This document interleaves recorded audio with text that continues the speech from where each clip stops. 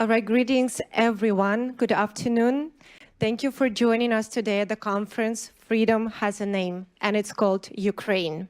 My name is Valerie Smian, and I'm so honored to greet you here and welcome you here at the Rayburn House Office Building in the United States Capitol Complex in Washington, D.C. This is actually the place where voices of freedom have echoed for generations, and where today we raise our voices once more for a nation that embodies the very essence of courage and freedom, Ukraine. Today we gather not as Democrats, not as Republicans, not as members of one faith or another, but as people of conscience, united in our conviction that freedom is not negotiable, that sovereignty is sacred, and that the brave people of Ukraine must never stand alone. Over the next 3 hours, you will hear from members of the State Department and members of Ukrainian Parliament, rabbis and military leaders, humanitarians and advocates, all united by one simple truth: Ukraine's fight is a freedom's fight. It is our special honor for us today to acknowledge that veterans of Ukraine's war are present with us today in the room.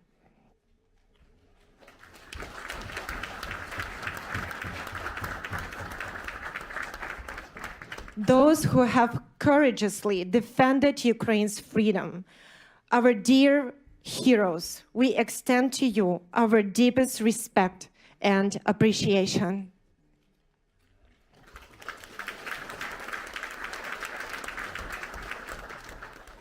And this conference, Freedom Has a Name, and it's called Ukraine, is made possible through the vision and tireless work of Pastor Mark Burns, a globally recognized spiritual leader, a spiritual advisor to President Donald Trump, and the chairman of Spiritual Diplomats, a global initiative committed to leveraging moral authority and faith-based leadership to address the world's most pressing crisis.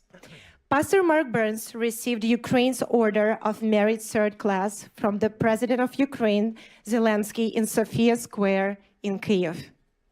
Pastor Burns have been unwavering advocate for Ukraine, traveling to Ukraine, meeting with its leaders, and working tirelessly to ensure that America supports Ukraine in its fight for the very values upon which United States of America was founded.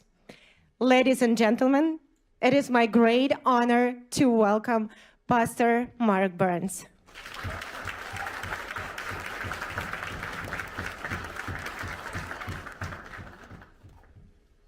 Wow. Well, first of all, give yourselves a big hand clap for being here, because you're telling the world you stand for freedom. I said give yourself a big hand clap because you're telling the world you stand for freedom. Freedom has a name, and it's called... Freedom has a name, and it's called... It's called Ukraine. It's called Ukraine. That's why we're here. We're here because people are dying. People are freezing. Mr. Mayor, so happy to see you again. Power is out. And it is no time to have champagne. This is no time to have drinks, cocktails. It is no time to pat ourselves on the back, while men and women of Ukraine are right now dodging drones that are hovering over them every single day, while little children are being killed just to go to church, while women have been raped by the evil, vicious military called Russia, led by an evil man called Vladimir Putin. Hear, hear.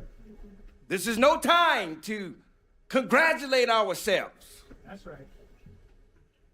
When I talk to the president, I remind the president constantly of how the evil atrocities that are happening. We're going to hear from some of them today, right here.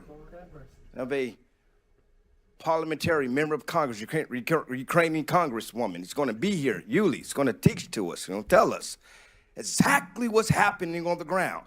We may sit back and read reports about it, but some of these people that are here today are living it every single day. We are not here to celebrate. We won't celebrate until there's a real peace agreement, long-lasting peace agreement with real security measurements to protect the sovereign nation called Ukraine. I can't hear nobody. I don't need you to be soft or quiet today. I'm telling you, I say it everywhere I go. Pretend like you're at a black church today, okay? And I need you to talk back to me. I got one person ready to go to the gates of hell. I got any real fighters here who are ready to say, we won't stop until the bombs stop dropping in Ukraine. I can't hear nobody. I can't hear nobody. That's why you're here. You're here because you're saying, I'm not choosing party sides. This has nothing to do about whether I'm a Democrat or a Republican. This has nothing to do about whether I'm called a liberal or a conservative. This has nothing to do about the left or the right. This has everything to do with the human right of a nation called Ukraine. Are y'all hear what I'm telling you? The people that we've asked to come here today, these leaders who are standing in the gap, and they are here they've been fighting this fight for a long time. When the president of Ukraine President Zelensky gave me a medal, I felt so ashamed. I felt ashamed. Felt like we haven't done anything. Let me say, I don't deserve this. So many people, the real heroes, some of you are in this room right now. You've been fighting this fight for years. You saw it coming. While people were quiet, while people were silent, you saw the maneuvers happening. You saw the spirit of the python begin to circle itself around the neck of Ukraine. And you were screaming, hollering from the mountaintop, and nobody was listening to you. Lord have mercy. They're listening to you now. Okay. And we're going to do everything in our power to continue as spiritual diplomats. Yes, sir. To never become silent on the issues that are happening in the world. Amen. I don't care if MSNBC stops reporting about it. That's right. I don't care if CNN stops reporting about it. I don't care if it's popular today, because you understand politicians, they pick up things because it's popular for the moment, and then they put it back down when they don't need it anymore. People are dying right now in Ukraine. Preach. Come on now. Fellas. Yep. Are y'all hearing me? Yes, sir. Yes, sir. That's why we're here. Yes. And I'm here to remind the media. I'm here to remind you. This message belongs to you. Yes. For those of you who are sworn in as spiritual diplomats, and some of you are in this room right now, you're in here because you're sworn in spiritual diplomacy. And I tell you, for those who, people ask all over, how do I get a pen? It's not a gift. It's not something we just give to people. It's a commitment. You swear in. You swear in. You take an oath that you are willing to stand for the voiceless. You will use your position of power and influence to speak for those that need an advocate. Yes. Yes. That's what you're swearing to. You're not swearing to a party. You're not swearing to allegiance to a person. Yes. You're swearing allegiance to an ideal of peace. That I don't care what color you are. I don't care what race you are. I don't care what your religion is. I don't care what your gender is. I don't care what your social status is. Whether you come from an Ivy League school or you got a GED like I did. That's right. Come on. I got God. Come on. I built a multi-million-dollar business, though, just so you know. Just for y'all who looking at me kind of sideways. Just so you know. Just so you know, God is faithful. God is good.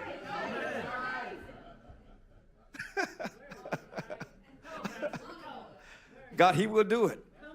He will. But I'm telling you this, there are millions of people in Ukraine that's not getting that opportunity. Yeah. So I don't want, Mr. Ambassador, for us to celebrate each other. This ain't a time for joy.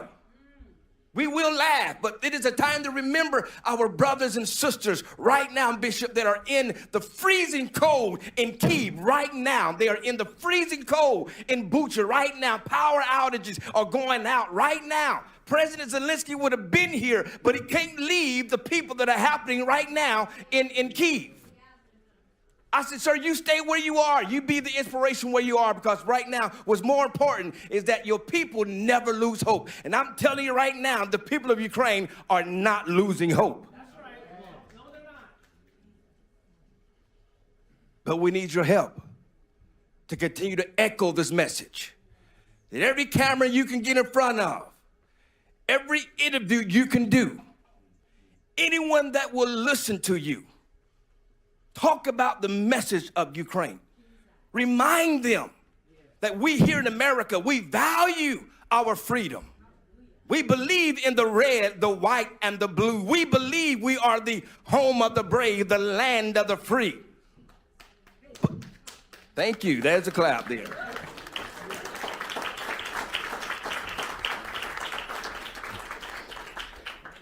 Miss Mi Young, God bless you. All the hard work you're doing for Korea. She's a true spiritual diplomat. Korea is under attack right now, and there's a lot that's happening right now. The Republic of Korea is happening right now. China, and you do understand that Russia and China are in league together. Yes, they are. Yes, they are. Yes, they are. They're trying to strengthen their influence. They're trying to strengthen their influence. That's why President Trump went after Venezuela. I don't care if you believe it or not or like it or not. He wants to stop China from buying Russian oil, from Venezuela to be selling Russian oil to Russia. The less we stop Russia from buying oil, the more we slow down their war machine. It's that simple. Yes. It frustrates me when I hear people, oh, Trump is just selling people out. Why in the world we just took Maduro out of Venezuela? Why are we going out to Greenland? I don't care about your politics. I'm talking about the facts. I'm not here to promote one man's ideology. I understand that some may disagree how it's happening, but we're trying to stop Russia from planting submarines up there that's continuously funding the battle that's happening in Ukraine. Do you understand this? And if we don't, and if we don't stop Russia, they will continue to attack Ukraine. They will go after Georgia. They will go after Moldova. They will go after NATO. And here we are in World War III. That's what's at stake. That's when I say supporting Ukraine is America first. It is America first.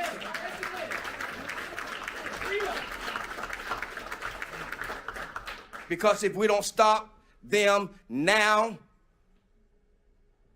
we will have to be forced to stop them with American boys on the ground in Kyiv. No, Lord.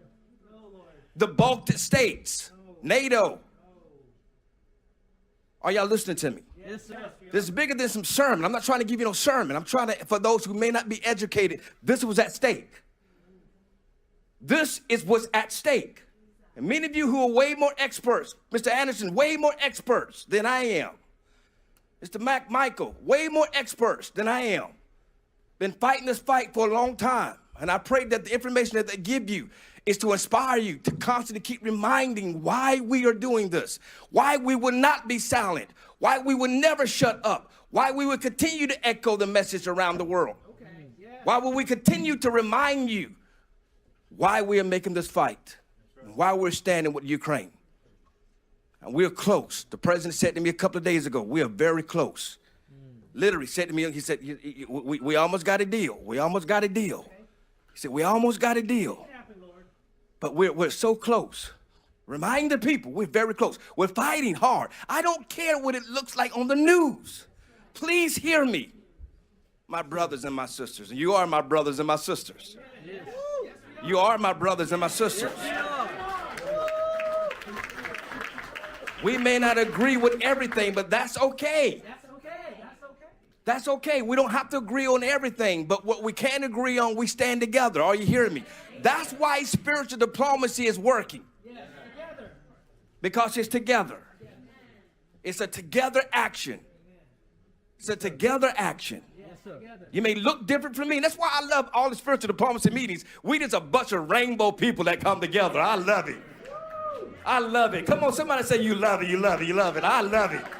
It's a rainbow of people that says, listen, we may disagree, we may not look the same, we may speak a different language, we may have a different social class, but in the end, we will all stand for something that all of us want, and it's a word called freedom.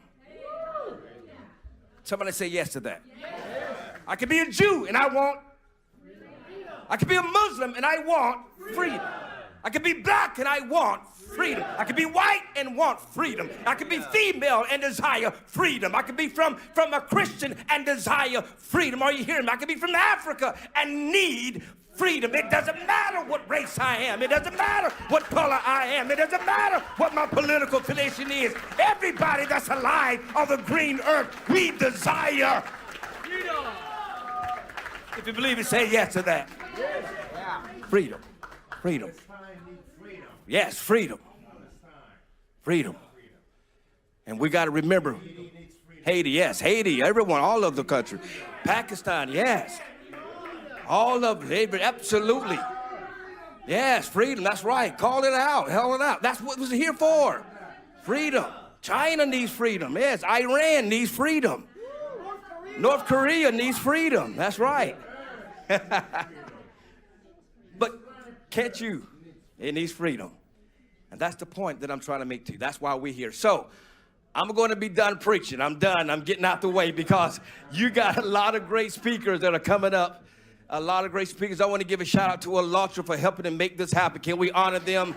Marina, Miss Valerie, our boss. That's what we call her. Amen. Miss Olga, I think she's out there in the back. But everybody's working so hard to make these things happen. And so, again, just as not to be inspired, yes. But now what we're going to do with this inspiration, we're going to get to work. Right now, people are asking me, how do I get a spiritual diplomacy pen?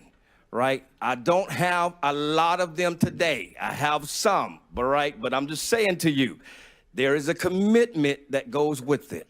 And those who are willing to make that commitment, maybe by the end of this event, we can, for those that desire to be, come and take on the oath of a spiritual diplomat, then we can swear you in. But we'll try our best to get to that. But it's a true commitment. I beg you. You understand? As I said to you before, yes, if you just want to take a picture, then I don't need you. I don't want you.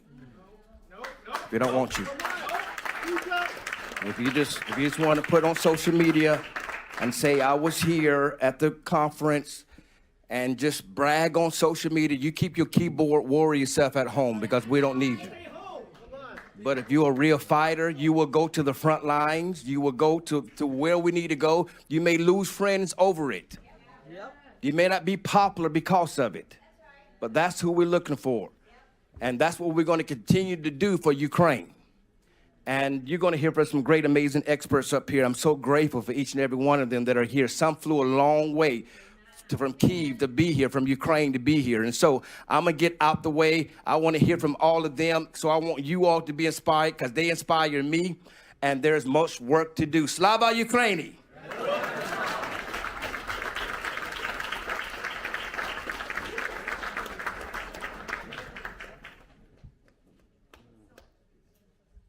So our next speaker brings a voice of ancient wisdom to the modern crisis facing Ukraine. Please help me welcome Rabbi Moshe Reuven Osman, Chief Rabbi of Kyiv and Ukraine.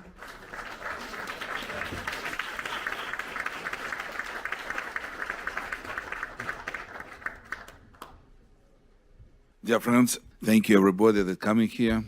Thank you, Pastor Mike Burns. That you are a real patriot of Ukraine. And from the first time that I met you till now, you know, and God take you to the right place. I would like to say you that I asked to Pastor Mark Burns to come to Ukraine, and he agreed. He came, and he saw with his eyes what the Russian criminal regime made in Ukraine. It's Bucha, Irpin, Borodyanka. People was murdered there. I saw his heart was broken, and after this he talked. We have meeting with the religions representative, all religions in Ukraine, and they brought him truth. How many Ukrainian children was stole to Russia? How many religion buildings was destroyed? How many priests was killed? How many? What Russia did in Ukraine? And his heart was. He decided to come back to America and to bring truth to here. That all people in America know truth. First of all, I would like to thank American people, and here in Congress, I would like to thank to Republicans and Democrats and President of the United States, Donald John Trump, for help that you stand with Ukraine. For years, terrible war. People died. Here, people died. I speak people, they tired. It's, how long is the war? But you have to know that people in Ukraine, and they not only tired, they are every day under the shelling, under the attacks, and now I come from the Ukraine is freezing. Here is below 0 degrees. And people in Russia attacked the civil infrastructure, and people sitting in the buildings without heating, without light, without water, without that elevator work.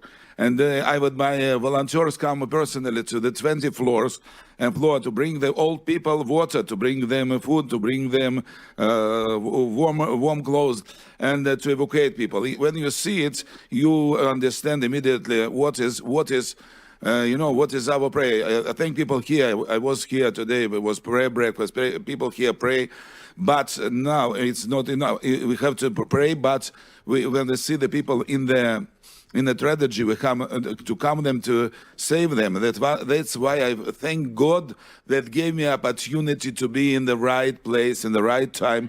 I'm from the first day of the war. I didn't left Ukraine. I could leave Ukraine, but I didn't left Ukraine. And I was a few times under the strong shelling and risked my life. And I proud that I knew volunteers and Christian volunteers that lost their lives in the beginning of the war, in the middle of the war, lost their lives to defend people. And thank the Ukrainian soldiers, heroic soldiers. That's a strong defense Ukraine that don't want to give up and to go to slavery, back to Soviet Union, back to Russia. I was born in Russia. I was born in Leningrad, as Putin was born, but he was KGB at that time. I was investigated by KGB, and that's why I know what's now the Russia. They say that would like to rebuild Soviet Union. And we as a Jewish people, we was in slavery in Egypt, slavery, and we escaped. God escaped us from Egypt, and Pharaoh wanted to take us back to Egypt, to slavery.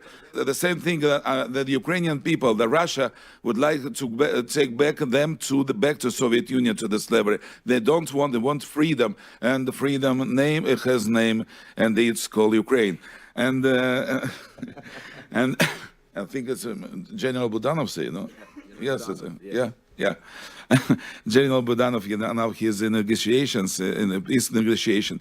And I would like to say a few words about Ukrainian children. And Pastor Mark Burns, remember that 20,000 then you see to the mass media, he usually say that 20,000 more, much more than 20,000 Ukrainian children they took to Russia, and they tried that they forgot their identity, their culture, their language, their motherland. I as a Jewish people, I remember the story that Russia did in 1827. That was the law, Tsar law, to take the Jewish children to the army for 25 years, and they took them from their homes, and they took them to the army, and they did all of the Russian Tsar soldiers, that they will forget their home, their language, their history, their religion, and that's the same thing Russia do now to Ukrainian people. I think that everyone in the world can, he was born free. That's why everyone can choose here who is with a religion, who is what he wants to do, and where he wants to live, and which language to speak. That's why I think that we have to thank God that we together, all good people, will in the right side, and the excess of evil, I call it Iran regime, that's with God help Donald Trump, and America will destroy a regime in Iran, North Korea, Russia, and another countries that kill people, that kill own people, don't allow them to be freedom. Thank you very much to Pastor Mark Burns to invite me. God bless you and all people here that stand with Ukraine. And I would like to, I continue to bring people to Ukraine. I ask people, please come to Ukraine, see by your eyes what's happened there. And I think here I have to be one. I just this week with one young businessman, Jordan Castelman. I asked him and come to Ukraine and just begin to invest to Ukraine, invest just $6 million and wants to bring $1 billion investment to Ukraine and pay Ukraine. I would thank him. And Jordan, come. And today they say, yes, I continue to invest to Ukraine because I believe that Ukraine will be restored, will be a good country, free country. Thank you very much. God bless you. God bless America. God bless Ukraine. Thank you.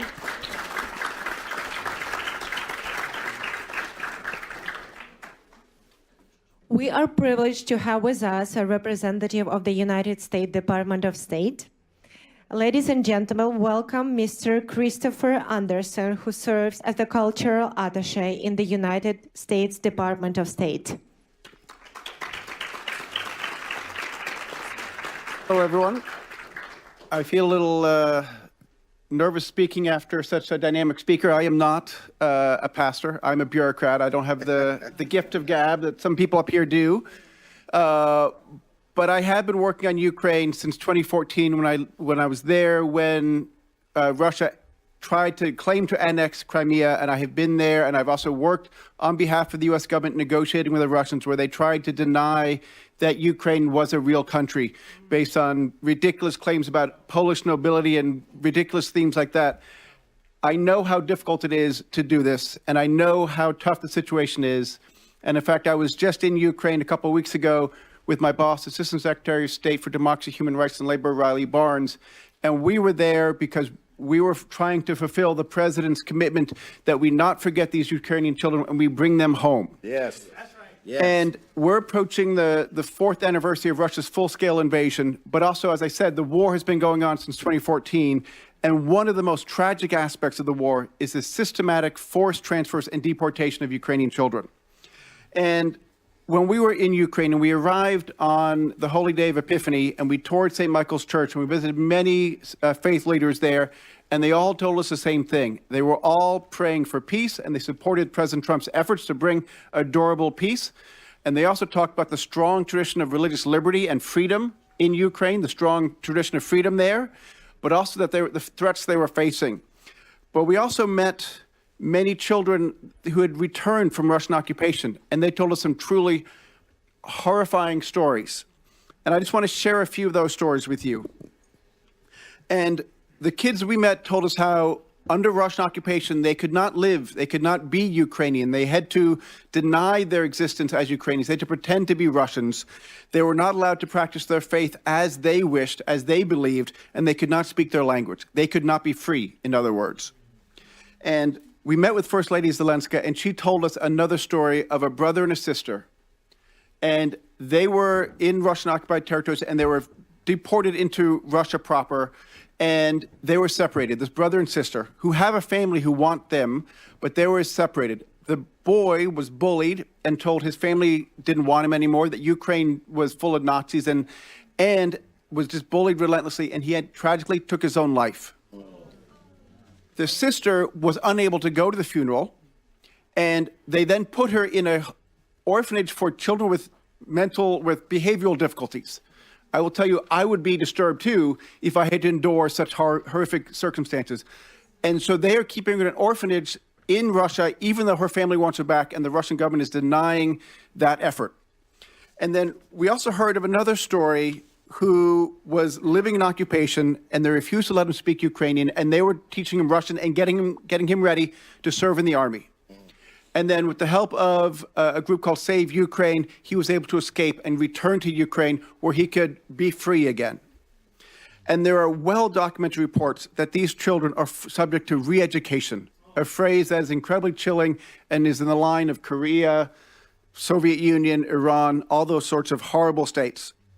And these children are blocked from contacting their families, and they are told lies that Ukraine does not exist. And then I also want to tell one more story that we heard about a family where they were removed from occupied territory and forced to go through filtration camp, another chilling word. And the father that we heard about had a Ukrainian tattoo, and the Russians tortured him and burned off the tattoo because it showed the symbol of Ukraine, and they didn't like that. And then the daughter was forced to live on her own, and she never saw the mother again. And we don't know what happened to her, but she considered herself a Ukrainian, and that was unacceptable to the Russians. Now, these are horrible stories, and these are not isolated. There's well-documented pattern and practice of this by the Russian government. But what we did note is the bravery of the Ukrainian people, and particularly these children, was truly inspiring. And we cannot forget those children, or we need to get them home. And so I just want to close by echoing President Trump and First Lady Melania Trump's promise. We are dedicated to guaranteeing the safe return of Ukrainian children to their families, and that is unwavering, and we'll do everything we can to bring them home. Thank you.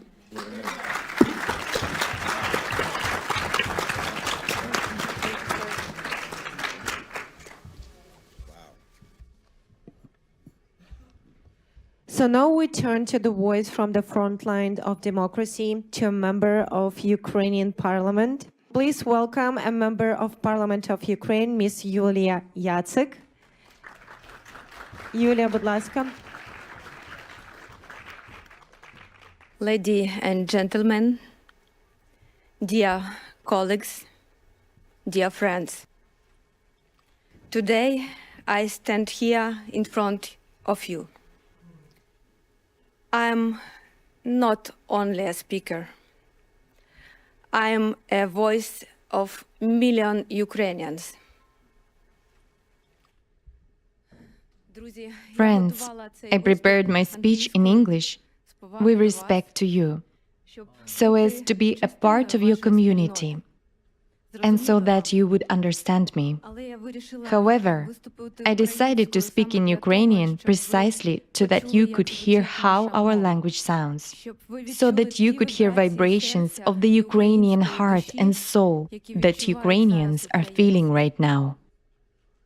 The big war in Ukraine has been going on for about 1,500 days. You see the news. You hear about how our cities are being bombed. You know how Ukrainian families are surviving in conditions of total cold, blackouts, and lack of water. But you no longer hear the voices of people from the occupation.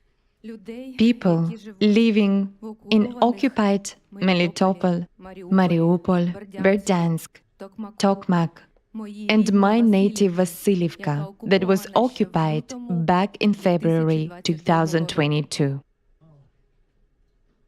I will tell you just a small story, one in a million, my own story of the war. I remember February 2022, the full-scale invasion, fierce battles, and the resistance of Ukrainian people to the enemy. It was fear, it was horror, it was shock. The roads were blocked, stores and hospitals were shut down. There was no electricity, water, heat, or even communication. My team, volunteers, military personnel, and clergy helped people from the occupied territories and the combat zone to evacuate. It was a road of life under shelling. To those who stayed, we brought water, food, medical supplies, and power generators. But in 2023, Russian authorities banned entry and exit from the occupied territory. The occupiers forced Ukrainians who remained in their homes to obtain Russian passports. If you didn't get a passport, you would receive neither a pension, nor a job, or a salary.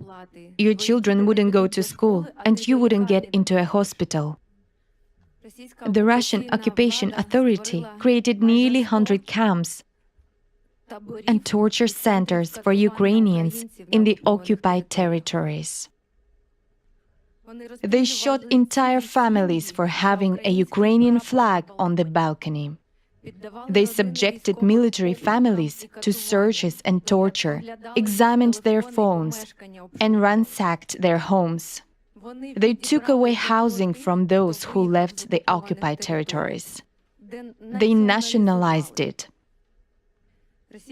The Russian military used Ukrainian civilians as targets to learn to pilot drones on them and arrange safaris on elderly people.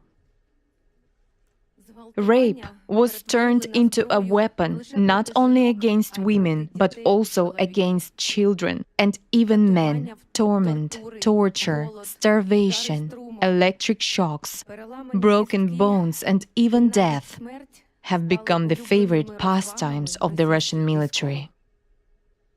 Almost 80% of civilian infrastructure, hospitals, and schools were destroyed and haven't been rebuilt to this day. In schools, they force children to sing the Russian national anthem and impose a new history, where Ukraine is the enemy and Russia is the liberator. But most children study secretly online, in Ukrainian schools, and continue learning their native language in their own schools. Because of the destruction of hospitals, people cannot receive proper medical care and are forced to travel to Melitopol or even Crimea. Therefore, they die on the way, even from minor injuries. Tens of thousands of Ukrainian children were abducted and brought to the territory of the Russian Federation illegally. They were placed in re-education camps. Today, I was asked, what freedom is to me? I showed you my own story so that in this single story, 1 in a million, you would see a human life, a traumatized human life. Freedom for me means returning home. It's the opportunity to walk down my own street and open the door of my house. It's the opportunity to bring my parents back to our house.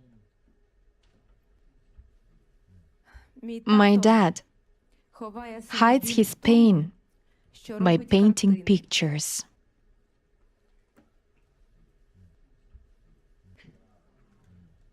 I'd like to present this painting to you.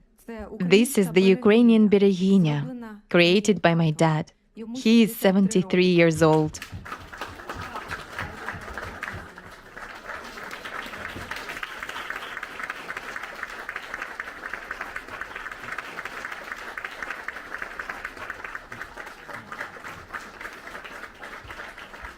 It's a symbol of female power, the power that protects Ukraine, our homes, our children, and our native land. It's about women's love and desire for peace in our country. So, concluding my speech, I understand my time is up. I want to say that it's very important for me to be here and now among you, because Ukraine is fighting for freedom and those very democratic values that are cultivated by the United States of America and all European countries. For freedom, for truth, for life. This is our common struggle. After all, God acts through the hands of ordinary people. Because peace is not a dream. It's a very difficult, definitely not an easy path, step by step, hand in hand, with prayer in our hearts, together. Together, our voices are strong. In God, we trust. Amen.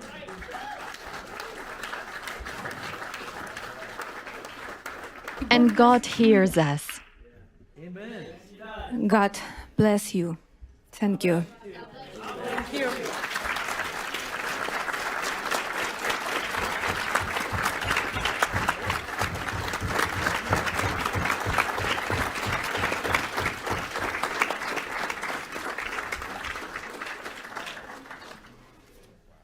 Taking this opportunity, I will steal 5 more minutes. I'd like to convey gratitude from the Ukrainian Parliament, from the Verkhovna Rada of Ukraine, to Pastor Mark Burns for his sincere Ukrainian soul and big Ukrainian heart.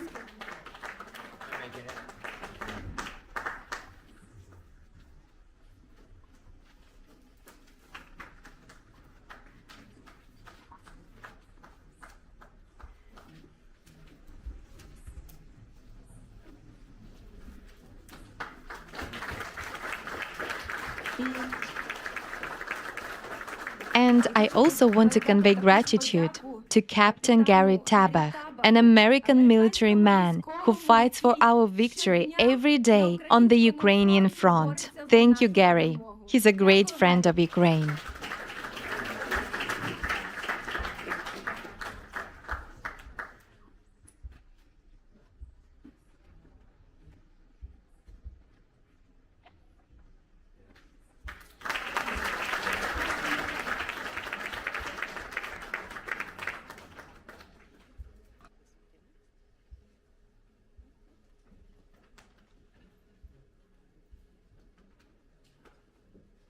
Thank you very much, Yulia. And next, I'm proud to introduce Captain Gary Tabach, a retired United States Navy captain who has dedicated his life to service, honor, and the defense of freedom.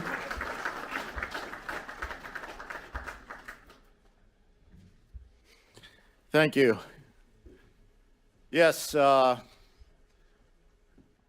are 2 things I like to talk about: leadership and myself.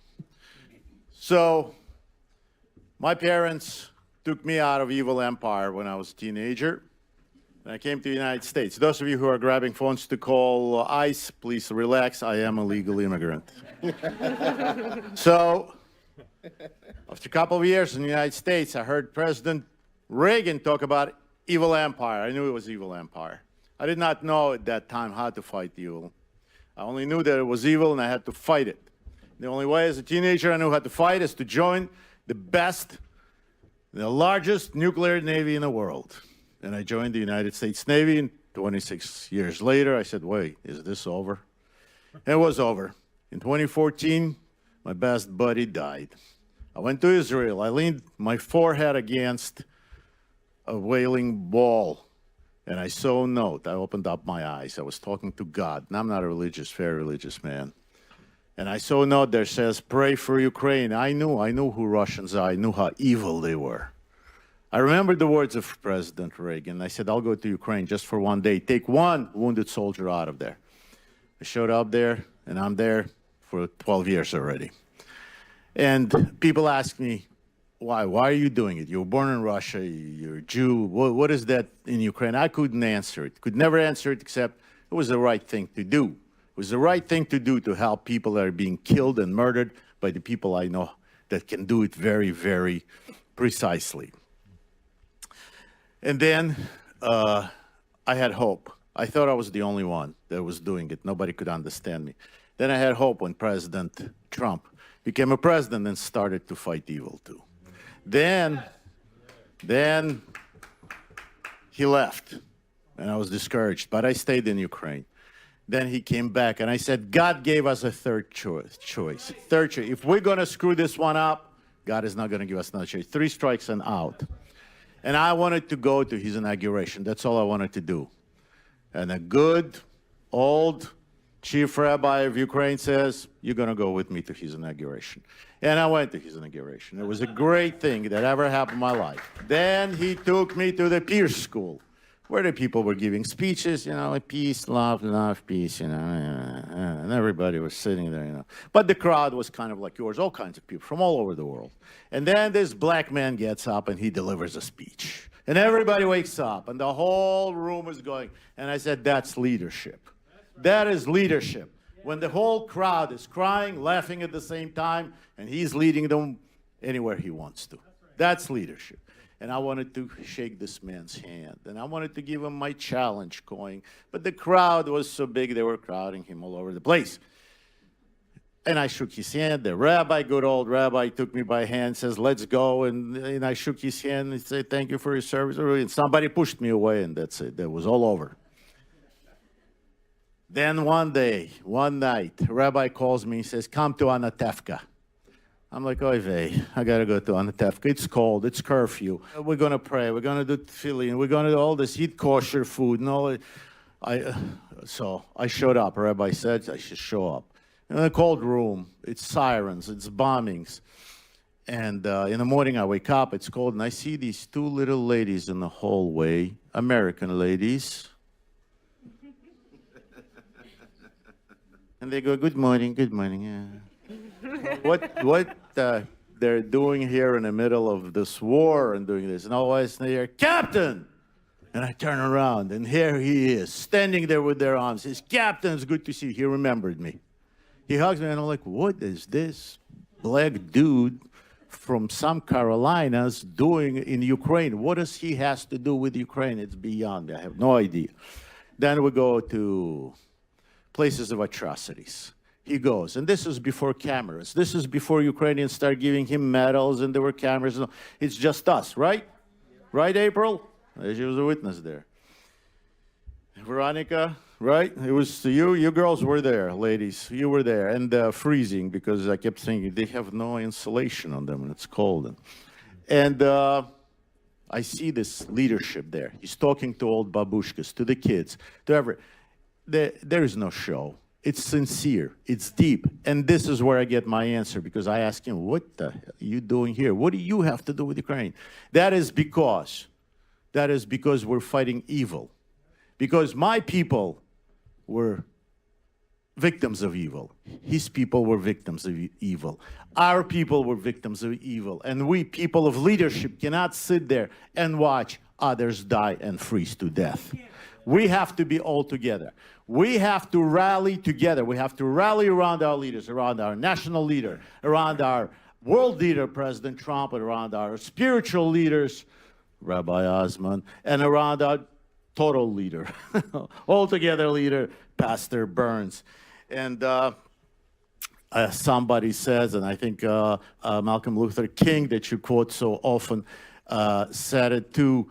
It's attributed to many people. All that evil needs to win is to have a lot of good people do nothing about it. And it's a leader who's going to say, no, stop. It's not going to go through me. You're not going to go through while we're on the watch, right? But give me an amen. Give me an amen, Pastor. Give me an amen. I'm going to be a black preacher doing it. Yes, you are. We all do. And as a slave, Ukrainian recruit, soldier slave as well, but a very talented poet, a very famous poet, and an artist, Taras Shevchenko, said, fight and you shall win. Fight and you'll be successful, and we're going to fight. Yes. We're going to fight. We're going to rally around the people who are going to be, and I'm very, very proud that I can stay shoulder to shoulder, back to back, with Pastor Burns, with President Trump, fighting that evil. Unfortunately, Pastor, I cannot fight any longer the way I used to do. I cannot hold a weapon in my hands anymore. But you give me another weapon. You give me a spiritual weapon. So I want to return the favor. I want to return the favor.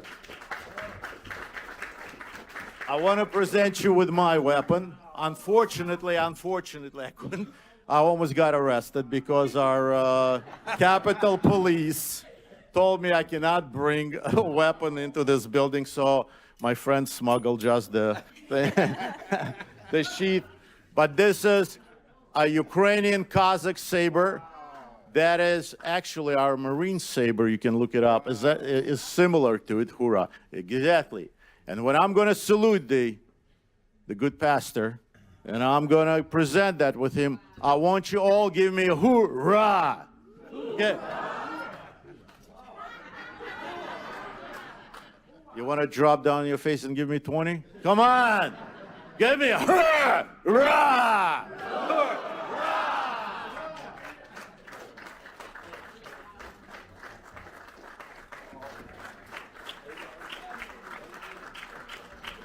Your prayers. I want you to pray for Brother Gary here because he's been considered for the next U.S. ambassador to Ukraine. So let's keep him in prayer. Amen. Let's keep him in prayer.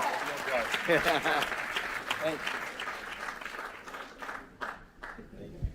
me a hoorah for my brothers in arms.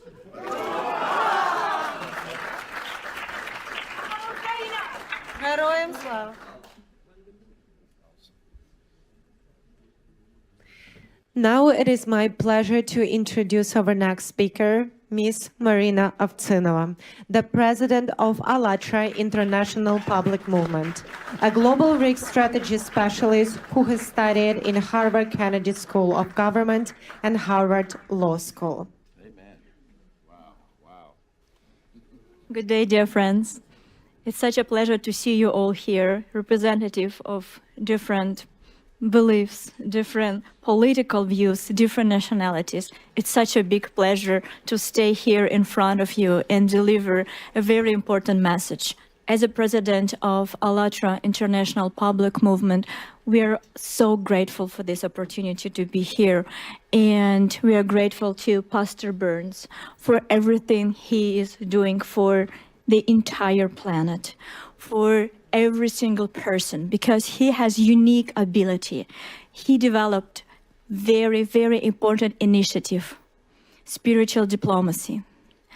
And this initiative can go through all walls, go through borders, and can unite people of different political views, different religion, different social status, because it focuses on the very, very important and fundamental issues: freedom, human dignity, and peace. Yes. And thank you so much, Pastor Burns, for your dedication, your love to Ukraine, for your support to the Ukrainian people in the darkest of time. Without your support, we will not be able to be where we are. So the fight for Ukraine is going every single day, and we understand that it's not only the front line, it's everywhere. The front line for Ukraine is everywhere. Here in the Congress, in the Senate, in the churches, Yes. in a public meeting, because that's the fight, not only Ukrainian fight, it's our fight. Because like Pastor Burns choose the name for the conference that we hear, freedom has a name and it's called Ukraine. And that's absolutely true. So if we lose that fight, we lose the freedom in the entire world. And knowing that I will be able to talk and my voice will be heard by millions of people, I would like to say something very important. But before I proceed, I would like to say something simple and something human. So for those of you who travel here, I truly hope that your family are safe, your children can sleep peacefully. And in your neighborhood, the most disturbing sound is the sound of barking dogs. So nothing else. So that's very, very important.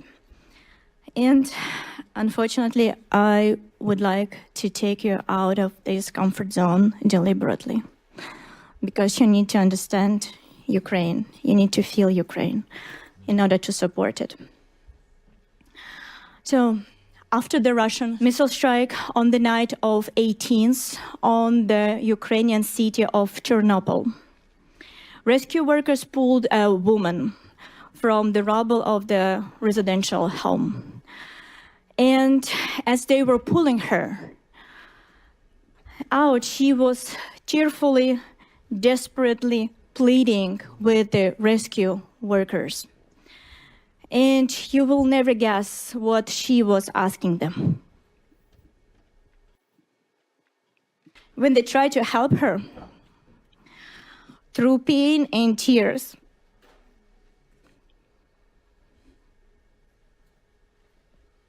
Bless your heart. Bless your heart. she was keep saying, "Don't save me. I beg you. I just watched my son burn.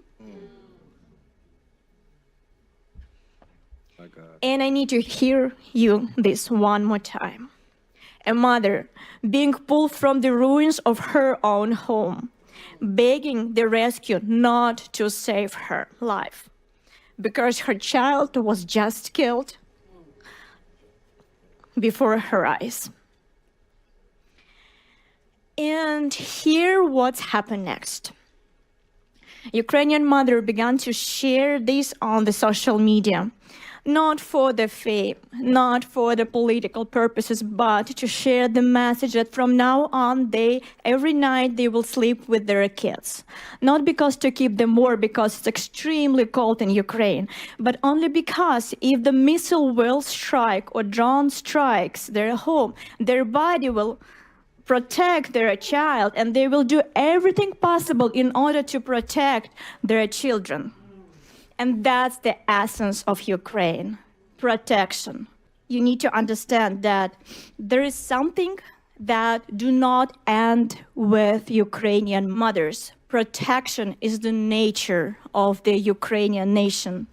This instinct, this first desperate, beautiful instinct to protect is everywhere in Ukraine. So Ukrainian volunteers create the point of invincibility, shelter with warmth, with electricity, where everybody who needs help can come and will receive the help. And those volunteers create those shelters for the people that they don't know. They do it to protect.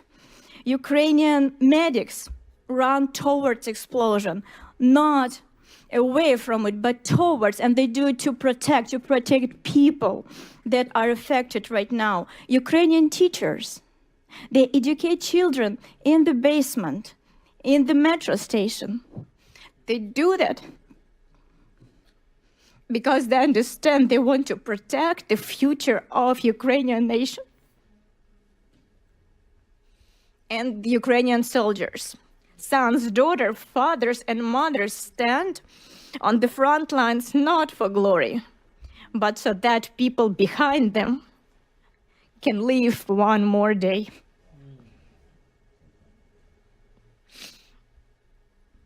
And they do that to protect. To protect millions of Ukraine, millions of decisions every single day, and these decisions are to protect a neighbor, a stranger, a child that they never seen before.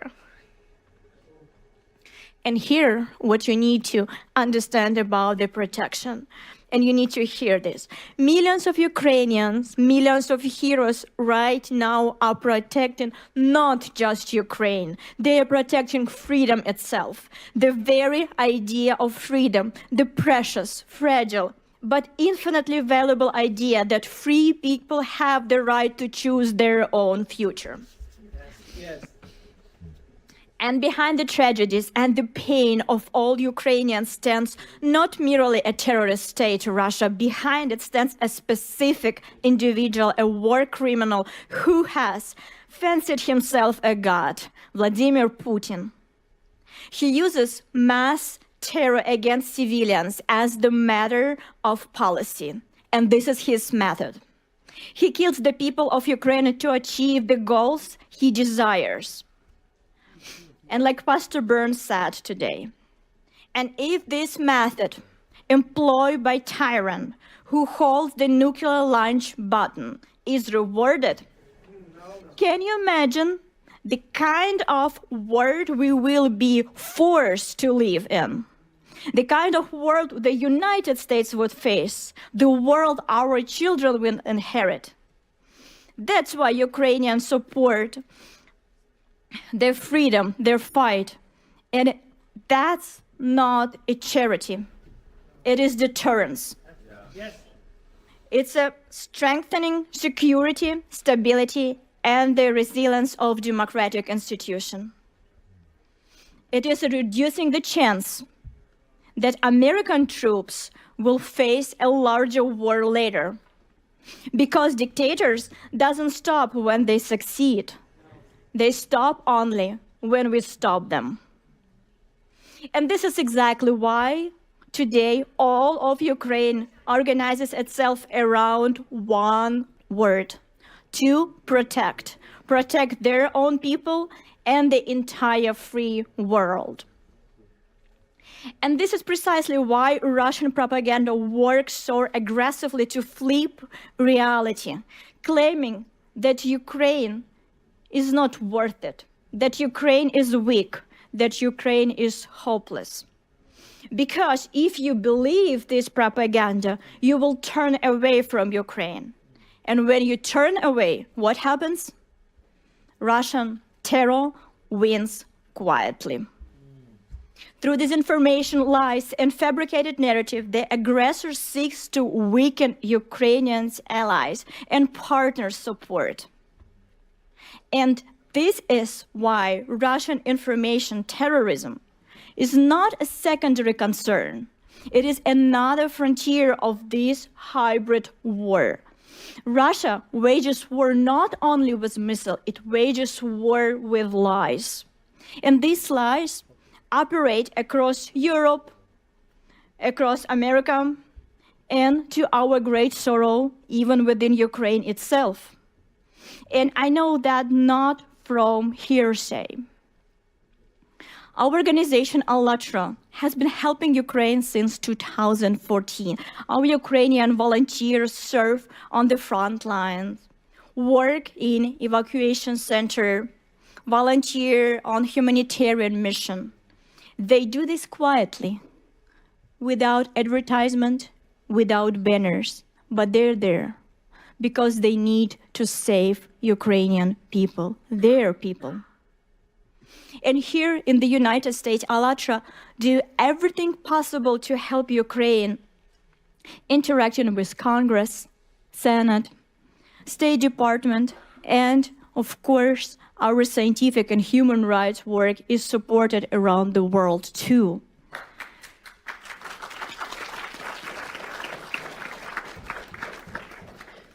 But do you know which is the only country in the world that has banned ALLATRA?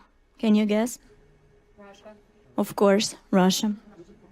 The only country where our volunteers systematically persecuted, tortured, thrown into prison. Russia. Why? Because we speak the truth about Putin's Nazi regime, because we speak the truth about the threat of the Siberian plume, which they want hide from the entire world, and because we support Ukraine. And this about that. The Kremlin considers us such a big threat that it launched full-scale persecution against us. Seeking to remove strong players from the board, Kremlin agents around the world spread lies about our organization. They call us pro-Russian sect. Absurd? Yes, it is. But unfortunately, absurdity, that is work. And because if you open the internet today, Ukrainian media, European media, you will find articles calling ALLATRA pro-Russian. The very same organization that Russia has banned and destroying. The very same organization whose volunteers sitting in jail and being subject to torture in Russian prison. And this false narrative is being spread by FSB agent. This is a documented fact. In 2024, a report presented in Washington exposed the method and tactic of Russian disinformation. It was prepared with the participants of American and international experts, as well as officials of Security Service of Ukraine and the Office of the Prosecutor General of Ukraine. The report directly named agent of Russian informational influence network in Ukraine who organized disinformation campaigns and criminal prosecution against ALLATRA. The report identifies Irina Krymenovska, a Ukrainian citizen, as an agent of Russian influence. Beyond our organization, she attempted to discredit Ukrainian religious scholars who were defending Ukrainian spiritual independence from Moscow, and to lobby pro-Russian policies into Ukrainian legislation. But she's not alone, it's a network, we need to understand that. So there is no single player. So these FSB agents have infiltrated in Ukraine institution. They influence journalists, they spread Russian disinformation throughout society. But here's what's important.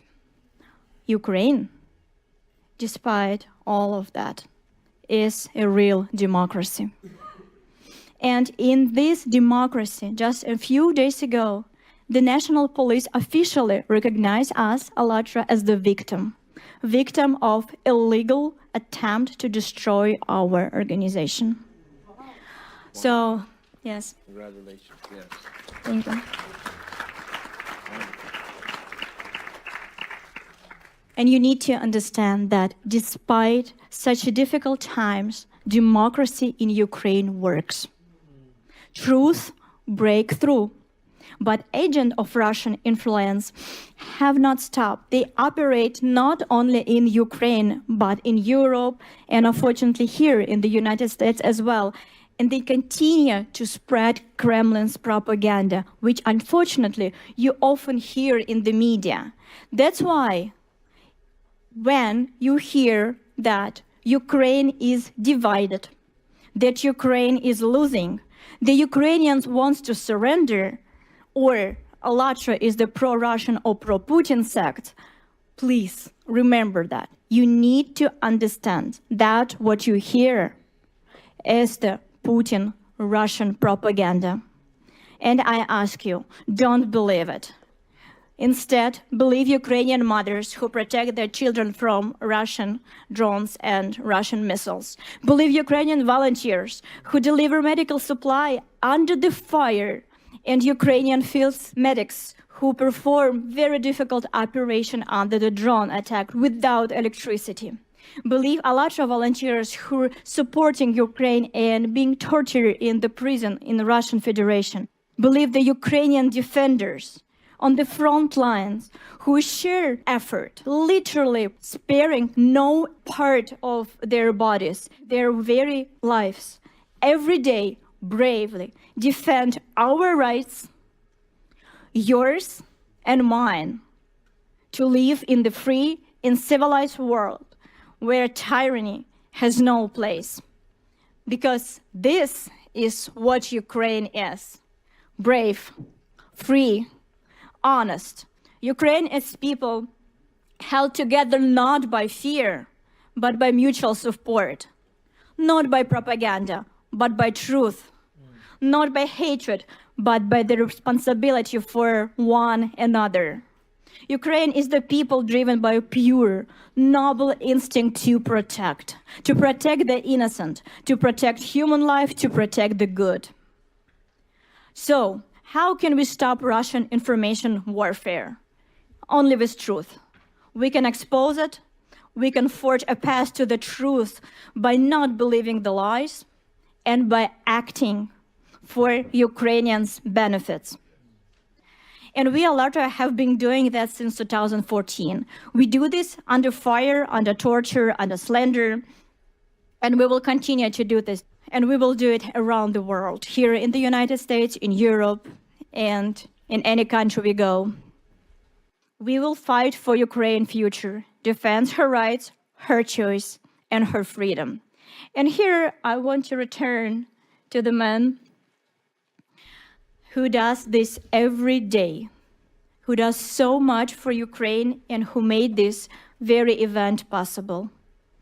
Pastor Burns, we remember your words when you came back from Ukraine and you spoke honestly and openly that before you went to Ukraine, you were thinking as the Russian propaganda gave you the information. But after you went there and you saw it with your eyes, you changed your mind. And from this point, you will never believe the propaganda that Russian authorities spread. Here also. And the very important moment that people around the world support your initiative. And they support you because you are the one who not talks, but who acts. One small step that you made is far greater than millions of hours of empty talks. And I know that Pastor Burns is a very modest person. And I would like to share something that he would never share by himself. So, you know that Pastor Burns is the only one pastor in the world that has support of representative of all religion and all denomination. And even more, the atheist also supports him.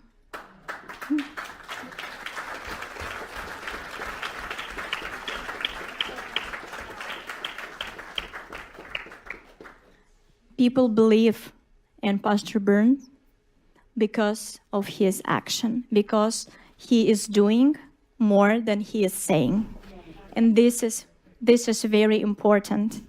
And every time when he starts the Spiritual Diplomacy Conference, he said, if you're here for a picture, I don't need you. That's right. And this is very, very important. So that's why people follow Pastor Burns. And like he said today, it's the action. It's not only having the pin here. So we need to act.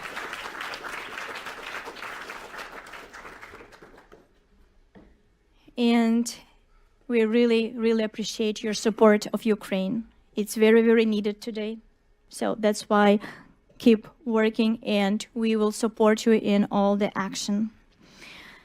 So today we had a lot of different speakers and we heard different parts of Ukrainian life. And I was really touched by Pani Yulia, representative of Ukrainian parliament. And I truly, truly believe that the sound of Ukrainian voice that you heard today, you bring home.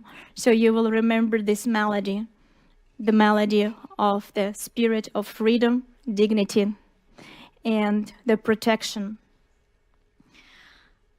Unfortunately, right now, in order to protect their freedom and freedom of the entire world right now, Ukrainian nation paying very, very high price. They pay with the life of their children, the families, the future of the families. We need to understand that they're paying this price not for themselves, but for us, for the international order that provides your children with safety. We need to understand and remember that when Ukraine stands firm, the idea stands firm that power does not give the right to destroy your neighbor. When Ukraine holds, the principle holds that a human being matters more than the imperial ambition of one tyrant.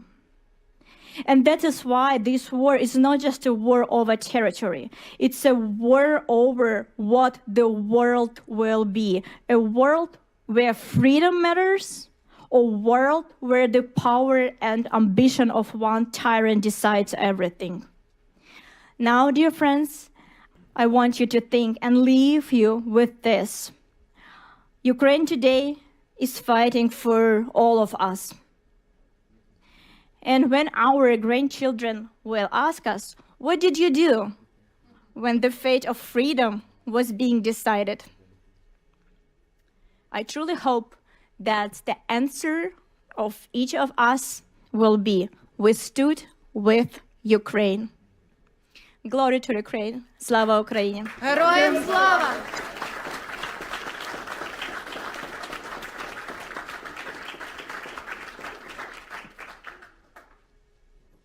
Now we are asked to join us for a minute of silence to honor those who gave their lives in Ukraine for a free future for all of us. Please, 1 minute of silence.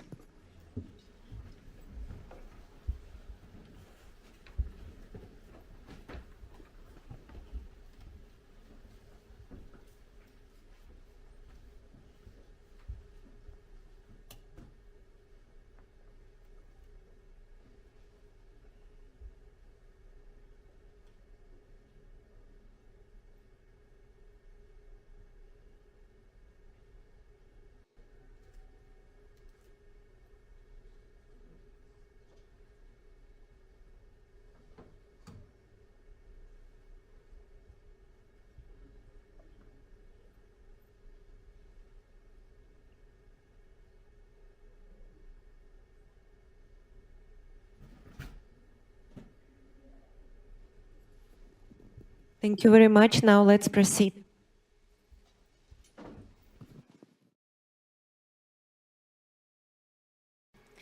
Help me to welcome our next speaker, Mr. Pavlo Frolov, a member of the Parliament of Ukraine, where he has advocated for the protection of Ukrainian refugee rights, ensuring that displaced Ukrainians receive the support and legal protection they need and deserve.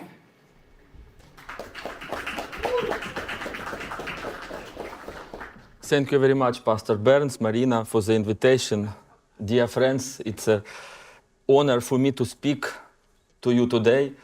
People of different faiths, nationalities, and political views are gathered here around one shared value, human dignity.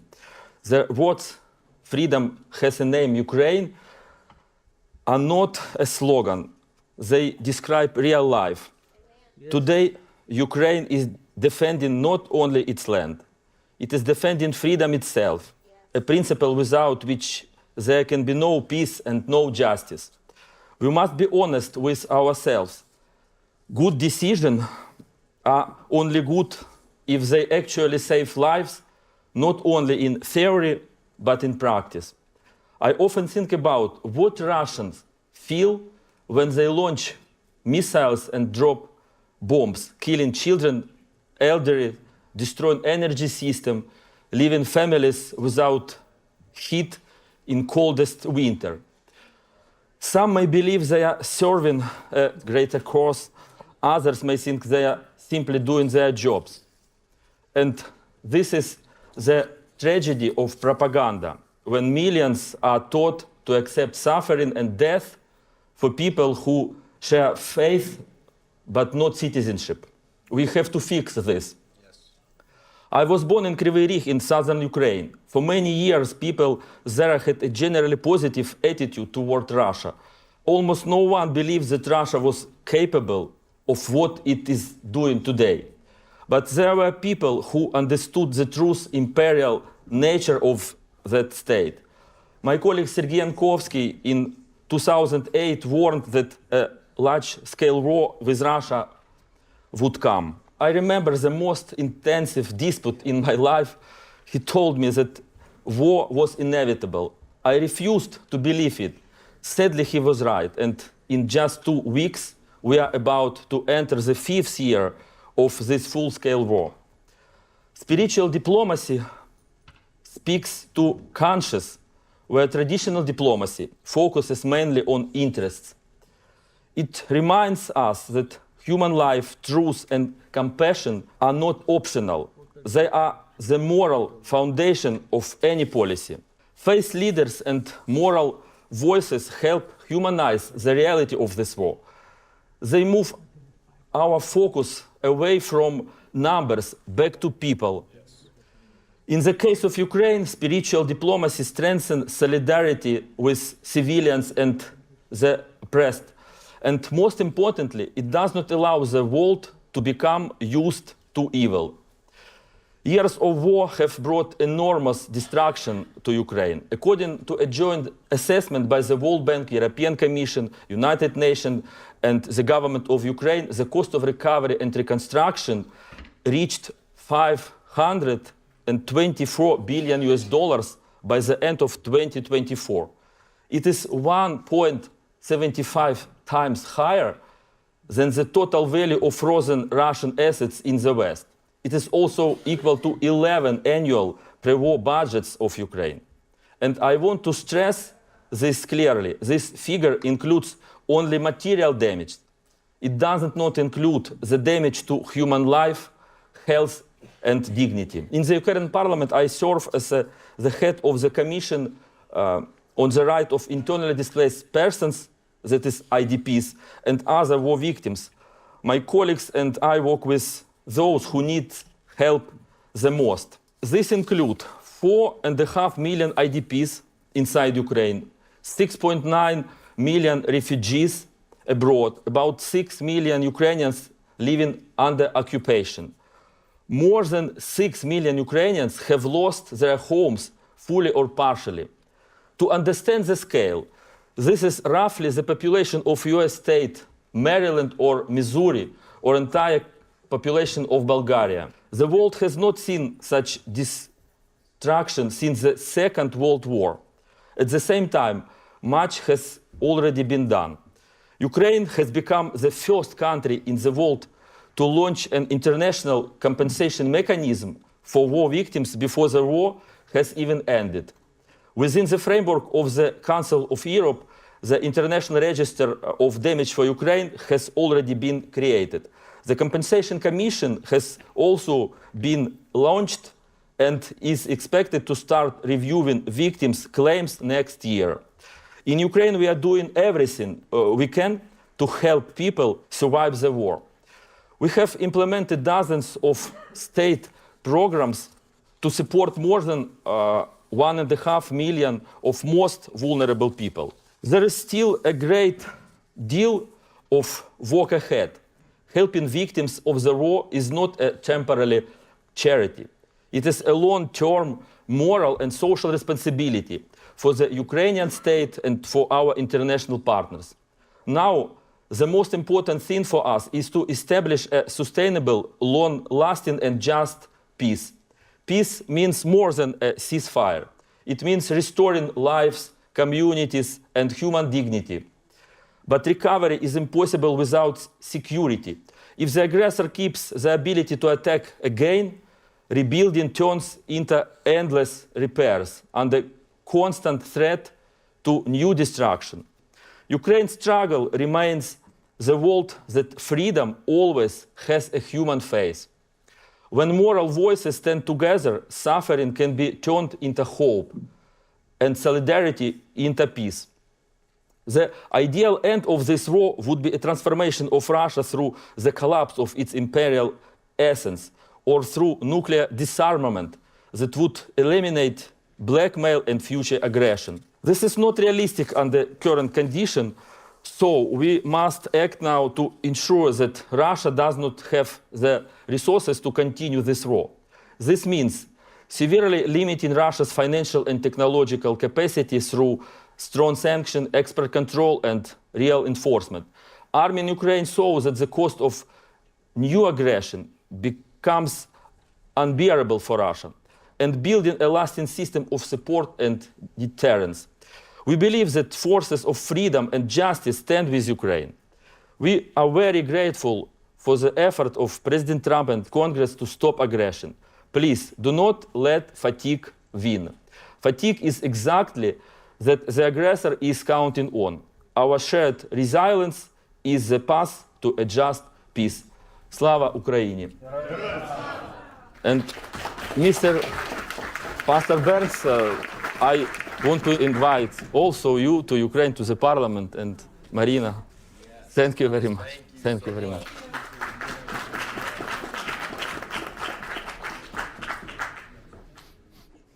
Our next speaker is Vitaly Orlov, co-founder of Ukrainian Week in Washington, D.C., and coordinator of the prayer movement Intercessors for Ukraine. Thank you, dear friends. Thank you, Pastor Burns, for invitation. For me, it's a big privilege to be with you here today. And today, Ukraine is going through incredibly difficult times. If we could put the presentation on the screen. Because weak leaders lead to hard times. Hard times bring leaders together and make them strong. Strong leaders lead to easy times. And, unfortunately, easy times lead to weak leadership. Unfortunately, these are the consequences of weak leadership. When voices needed to be raised for the truth, for Ukraine, against the dictator sitting in the Kremlin. Today, thousands of cities and villages in Ukraine are in this kind of condition. Why? Because we are at the epicenter of a spiritual battle. And as it says in the Bible, the light shines in the darkness, and the darkness has not overcome it. Today, Iranian drones, which are assembled in Russia, are bombing Ukrainian cities, just as they once bombed Israel. Ukraine is on the front line today, on the border between Christian Western civilization and Eastern dictatorial civilization, where there's no complete freedom. How evil has united. Today, it is necessary for spiritual people, Christians, to unite as well. And we are very grateful to Pastor Burns for raising his voice for the truth.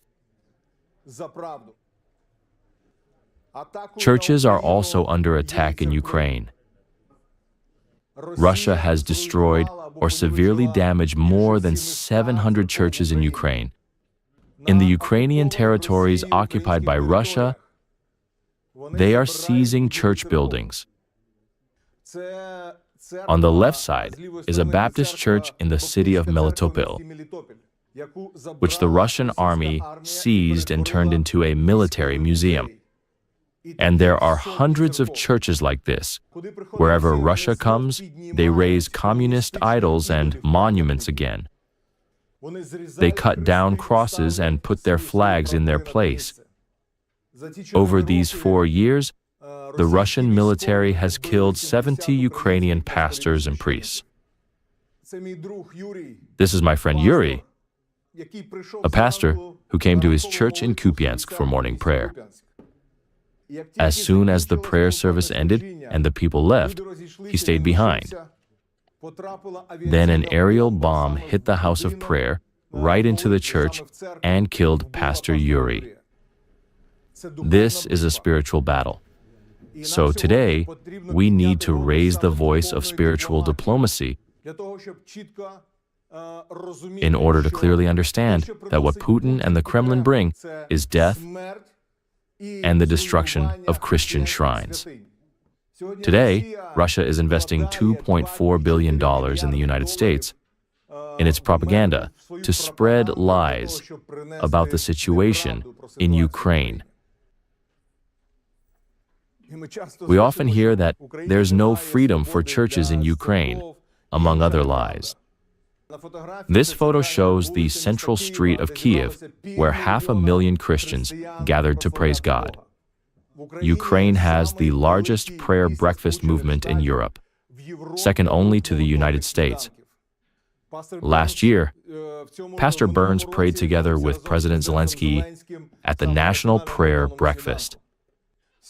Today, Bible readings and prayers take place regularly in 90 government offices. This is a spiritual battle, and for spiritual victory, we need to raise the voice of prayer and the voice of spiritual diplomacy. And today, we have presented each of you with my book, Great God in the Terrible War in Ukraine. It's specifically about the spiritual causes of this horrible war. In conclusion, let me say that last year, Verkhovna Rada of Ukraine voted to establish a national day of prayer at the legislative level. On February 24th, we will pray together for Ukraine as a whole country, everyone together, from the president to the children. And today, I would like to officially invite Pastor Mark Burns to come to Ukraine on this very day.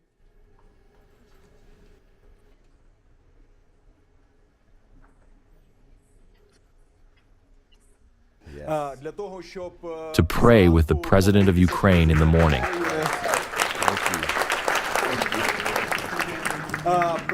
To participate in a solemn prayer gathering in the Ukrainian parliament, and to be with Ukrainian people on this difficult day.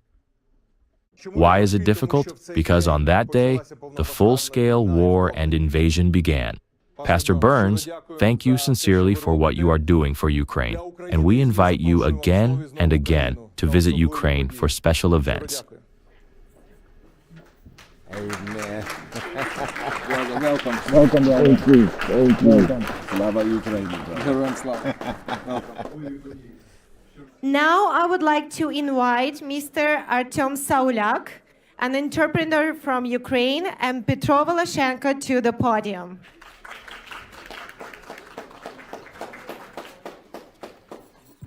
Good day, ladies and gentlemen. Let me thank you for being here, for all supporting our country and our people. Many thanks to the organizers of this event, Marina, her team, and Pastor Burns for his prayers and support. Thank you so much. I've been an entrepreneur for 20 years. We have a family business in Ukraine. And I want to convey to you how hard it is for our entrepreneurs and our employees to work when Kiev and the entire Ukraine are being bombed, yet they still get to work, and work nonetheless. I'm here to thank all of you for such support, for everything you are doing, especially Pastor Burns. This is very important because our nation, our people, feel this deeply. This is incredibly important. Pastor Burns, we would like to present a gift to you from our people, from Ukraine. This gift was made at our factory by our craftsmen in our family business. This is a unique ergonomic chair. So when you sit in this chair, you will remember about our Ukraine, about our people and our employees who go to work every day and are working right now, while Ukraine and Kiev are being bombed.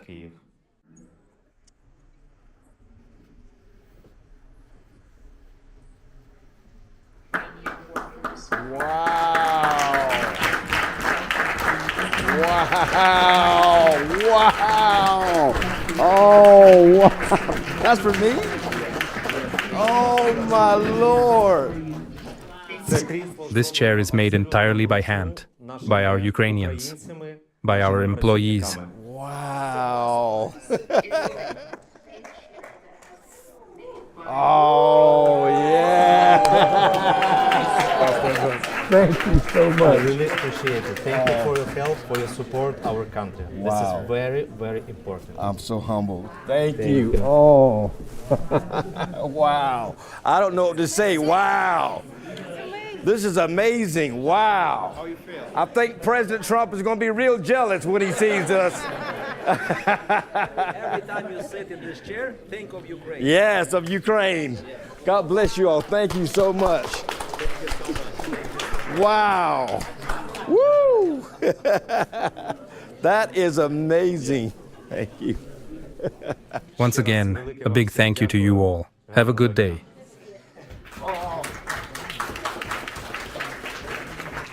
Good afternoon. First of all, I'd like to thank Pastor Burns for his tremendous work. I know of no other pastor in the world who has fought so hard for Ukraine and its freedom.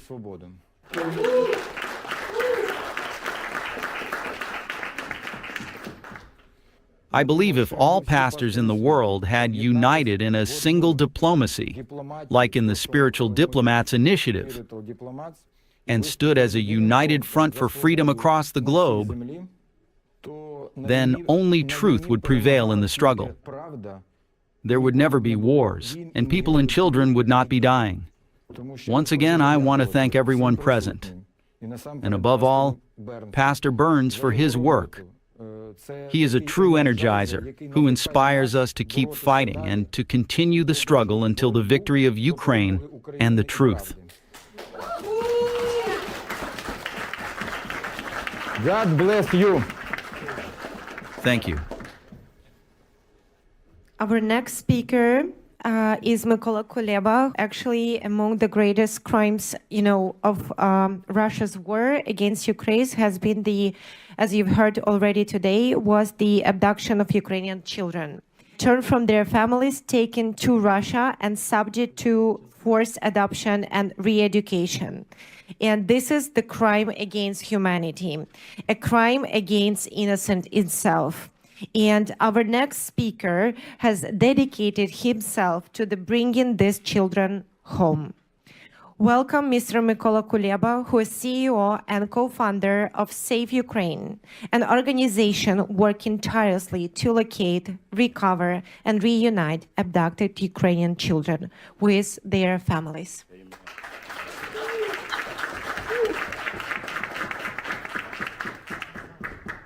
Dear friends of Ukraine, distinguished guests, I'm very honored to participate. Thank you, Pastor Burns. And if you can show a video first, I'll be so grateful, and then I'll speak. The Russians stole my child's childhood. I didn't see my son for 2 years and 7 months. Over 19,000 Ukrainian children have been abducted and taken to Russia, and over 1 million remain trapped in Russian-controlled territories. Russia's strategy to erase Ukraine as a nation is to wage war on our children. That's why they are tearing families apart, featuring younger children in catalogs before they disappear into orphanages or Russian families, while older youth are turned into Russian soldiers and sent to the front lines to fight against their own people. Those who were rescued testify that even in kindergarten, Russians train children for war to fight against Ukraine and NATO. We will fight for every child who remains under occupation or has been taken to the Russian Federation. Every rescue mission requires careful planning and coordination. Save Ukraine's team stays in constant contact with families, from the very first call to the long-awaited reunion with their families. We do whatever it takes to bring them home, no matter the danger. And in those hugs, in those tears, you can see how much they've suffered, what the children endured, and what their relatives went through as they searched, unable to call or bring them back. Thanks to our partners' support, we built the Underground Railroad and rescued 1,135 children. Our mission is to bring them home, reunite them with their families, help them heal from their trauma. our work is far from over. Thank you for helping our family reunite. After 3.5 long years apart, I finally got to see my child again. And finally, we are together again. Thank you, friends.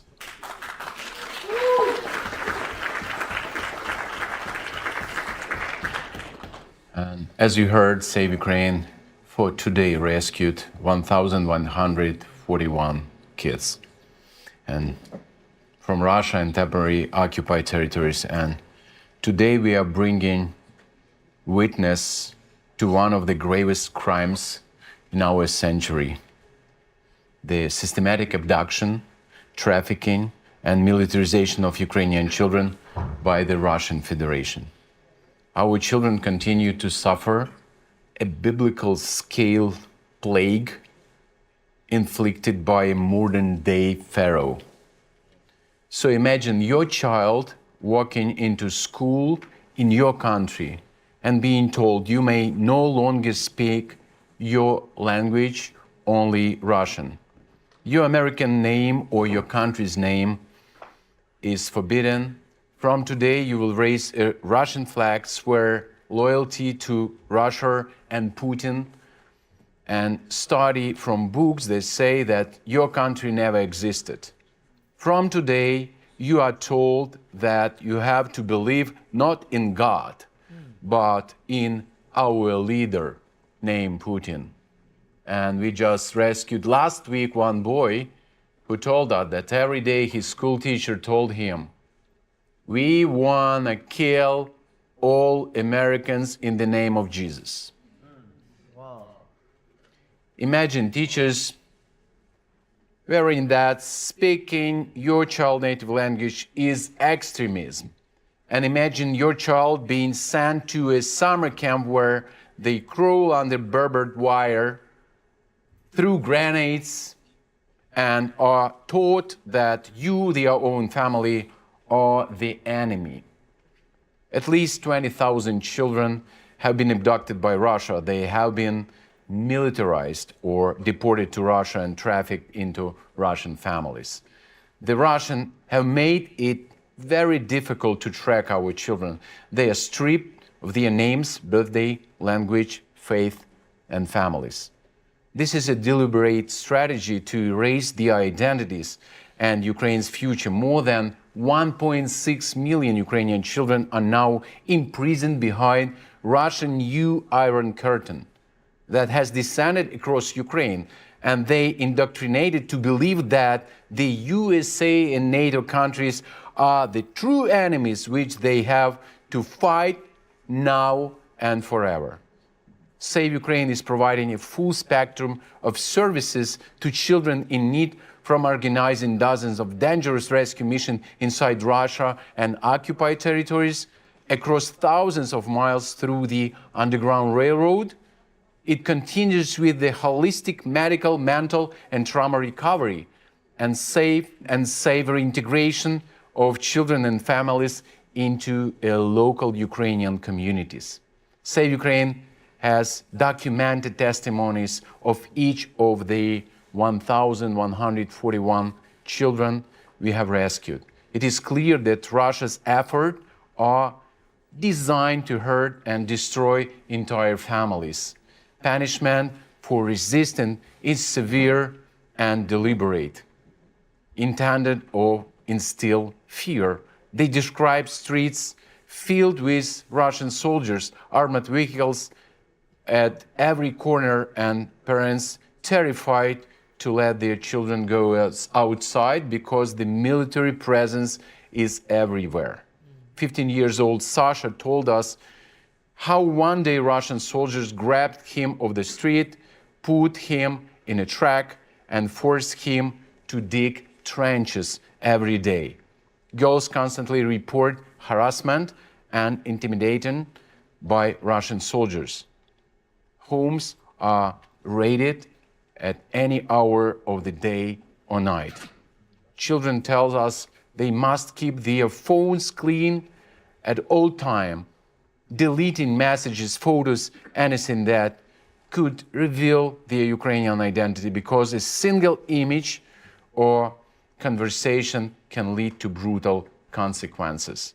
I just talked with one boy who'd been rescued from Lugansk under 11 years of occupation, and he told he was really afraid to go outside his house. It is 11 years of life in constant fear.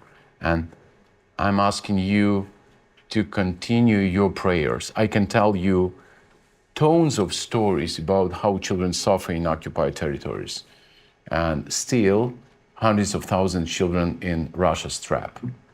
And we need your prayers, and please stand with us.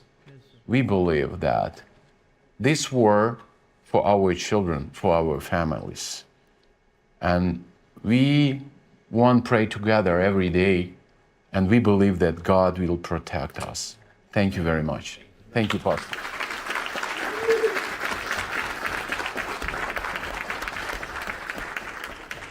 Thank you very much. Our next speaker is Detective Kedrick Schriepner. Please welcome to the podium.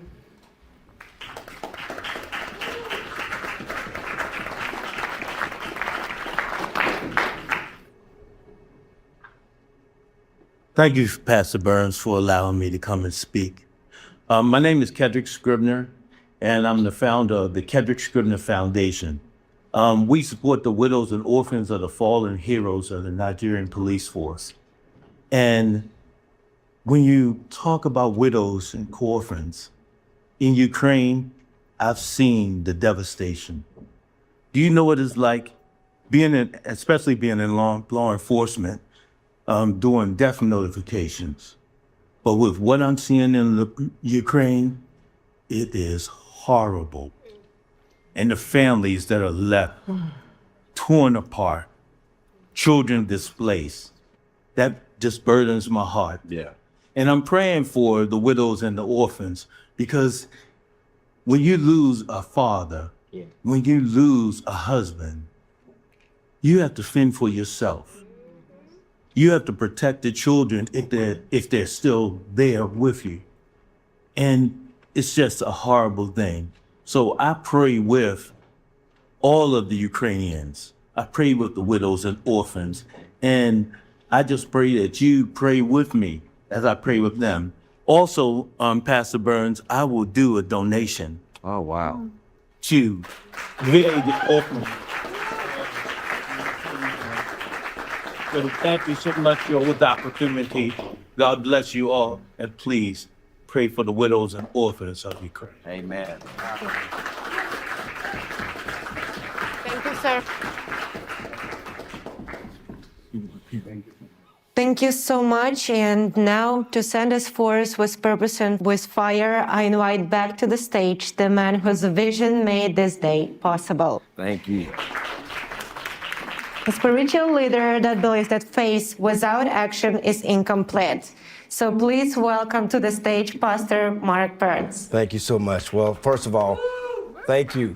I promise you we won't be long. Thank you so much. Give yourself a big hand clap for being advocates for Ukraine.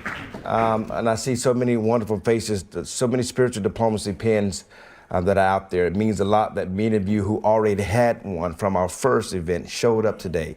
And that means a lot to your commitment. You're not just talking about it, you're being about it. There's so much work to be done. I know we're going to be leading delegations to Ukraine, and we'll be reaching out to all of you to come and be a part. We're getting ready for Pakistan. Again, as I said the last time, we're going to be asking you to come out. But also here in America, we're leading a delegation to Chicago. Right here in the United States of America, there are issues with lead, and there's issues with mold, and so we're needing all of you spiritual diplomats who are strong, and you have a voice, and you want to actually help in the communities around the world, including here in the U.S. We'll be calling on to you. You'll be getting text messages, and you'll be getting emails. Make sure you respond, and let us know that you're making yourself available. Again, thanks so much to ALLATRA and to all that they're doing, Ms. Marina, the president, and Ms. Valerie, director of communications. all of the wonderful speakers that came from all over the world and those who are supporting Ukraine. And again, the hard work that those are doing. Miss Olga's out there from Creative Society. And again, spiritual diplomacy is not just a word. It's an action. It's a verb. And we need you to join the team. Right after this is over, for those who were not able to pin, I will quickly, briefly pin as many that have already taken the oath of office, and so that way we can dismiss. But again, thank you all so much. We got so much we got to do. Thank you all for being here, for being a spiritual diplomat. God bless you all, and I hope to meet you all real soon. God bless you. Thank you. Thank you.